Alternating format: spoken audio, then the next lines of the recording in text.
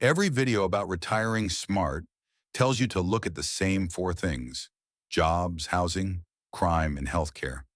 But those four factors become meaningless if the place you move to becomes unlivable. What good is smart if you find an affordable home, but you can't get it insured? What good is great healthcare if the power grid fails during a 115-degree heat wave? I'm a strategic risk analyst. I don't look at today's cost. I look at tomorrow's sustainability. Retiring smart in 2026 is no longer just an economic decision. It is a risk analysis. We are going to keep the same 10 states from the original analysis, but we are running them through three qualitative filters that most people ignore. 1. The vibe. What is the actual community lifestyle and political climate? 2. Infrastructure resilience. Is the internet good enough for telehealth? And critically, is the power grid reliable? 3. The 2030 climate and insurance risk. What is the real long-term danger? Drought, floods, storms, and what are the hidden costs from rising insurance premiums? We are about to find out if today's retirement havens are tomorrow's nightmares. The countdown analysis. Number 10, Arizona. First, the standard summary. The job market is strong in tech and logistics. Housing has cooled off. Healthcare is excellent. Now for the lifestyle and risk analysis. The vibe. This is a transplant culture. You'll find a massive population from California, the Midwest, and Washington. This means it's easy to meet new people, but it can also feel anonymous. Many communities are run by strict HOAs, homeowner associations. This keeps things orderly, but can feel restrictive if you aren't used to it.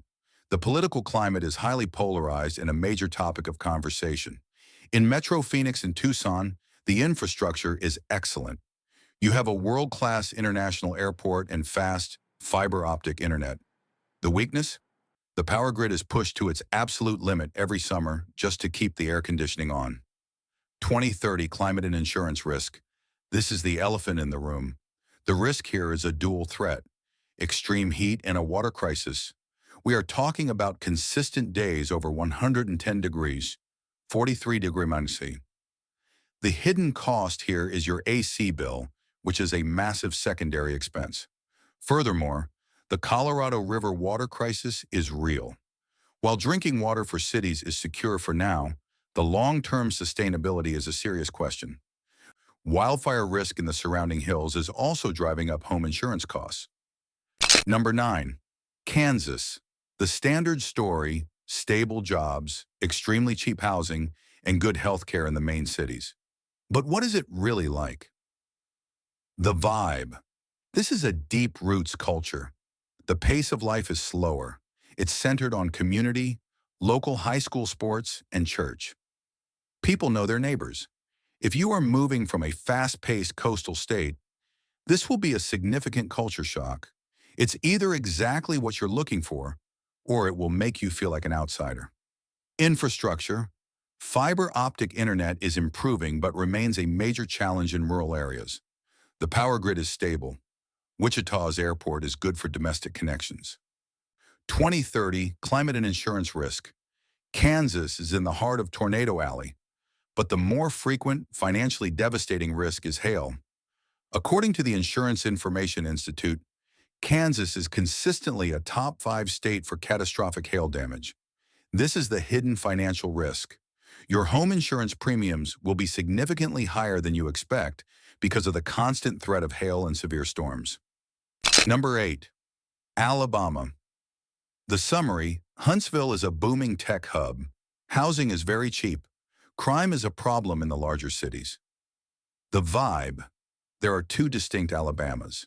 There is Huntsville, which feels like a transplant city full of PhDs, engineers, and tech workers. It has a high education, New South vibe.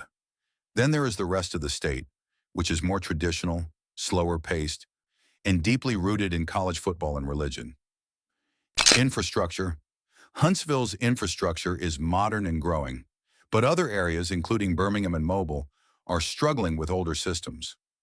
Rural internet access is a major challenge for much of the state, which is a problem for modern healthcare and staying connected. 2030 climate and insurance risk. Alabama faces a dual risk. The southern coast around Mobile faces significant threats from hurricanes and coastal flooding. The northern half of the state, including Huntsville and Birmingham, is in Dixie Alley, a statistically dangerous and active region for tornadoes. You have to choose your risk. Number 7, South Carolina. The summary: a manufacturing boom with BMW and Boeing, affordable housing inland, good health care. The vibe: the southern charm is real, especially in Charleston and the smaller towns. However, in boom towns like Greenville, this is being blended with a new wave of transplants from the Northeast and Midwest. The pace of life is generally slower than its northern neighbor, North Carolina. Infrastructure: the port of Charleston is world-class, but the inland roads are struggling to keep up with the population boom. Internet in the metro areas is good. 2030. Climate and insurance risk. The risk is concentrated on the coast. Hurricanes and flooding are the primary threats. According to the First Street Foundation, Charleston and the surrounding Low Country are among the most at-risk areas in the nation for serious flooding due to sea level rise. This is leading to a quiet insurance crisis. Premiums are skyrocketing, and some private insurers are pulling out of coastal zip codes entirely. Number 6, Utah. The summary: a young, dynamic tech economy, expensive housing, excellent healthcare. The vibe: this is a unique culture. Life is centered on two things: family and the outdoors, skiing, hiking, biking. There is also a strong influence from the LDS Church. If you are not an outdoor enthusiast, or if you are looking for a more diverse, secular community, you may feel like an outsider. Infrastructure: excellent. Salt Lake City has one of the best-run airports in the country. Fiber optic internet is widely available. The state is well managed. 2030 climate and insurance risk. This is a Sun Belt risk profile. Extreme drought and wildfire danger are the top threats. But a new risk, identified by the EPA and climate scientists, is the drying up of the Great Salt Lake. As the lake bed is exposed, wind can pick up toxic dust containing arsenic and other heavy metals and blow it into the populated Salt Lake Valley, creating a serious air quality hazard. Number 5, Texas. The summary: a massive, diverse economy, good health care, still affordable if you drive till you qualify.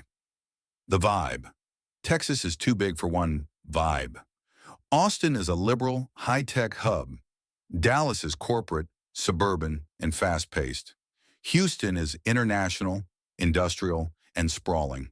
The one unifying vibe is a focus on independence. Infrastructure: this is the critical failure point for Texas. The state operates its own independent power grid, ERCOT. As we saw in the 2021 winter freeze and the extreme heat waves of recent summers, this grid is famously unreliable. It is pushed to the breaking point by both cold and heat. For a retiree, losing your heat in winter or your AC in summer is not an inconvenience. It is a direct medical threat. 2030. Climate and insurance risk. Texas has every kind of risk. Extreme heat and drought across the state. Hurricanes on the coast, Houston, Galveston. Flash flooding in central Texas, Austin. This is a high-risk, high-cost insurance state. Number 4, Georgia. The summary: a major logistics and fintech hub, moderate housing costs, good health care. The vibe: Atlanta has the vibe of an international megacity. The downside is legendary traffic. Savannah has a historic, tourist-driven vibe. The Atlanta suburbs are sprawling and family-focused. Infrastructure: the Hartsfield-Jackson Atlanta Airport is a global asset, connecting you to anywhere in the world. The power grid is stable. It's part of the interconnected Eastern Grid, unlike Texas. Internet is excellent in the metro areas. 2030 climate and insurance risk. The main risk is extreme heat and humidity.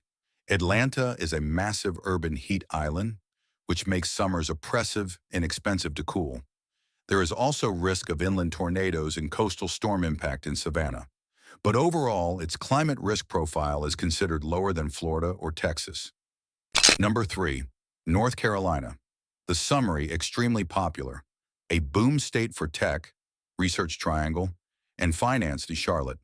World-class healthcare, Duke, UNC. The vibe. This is the New South.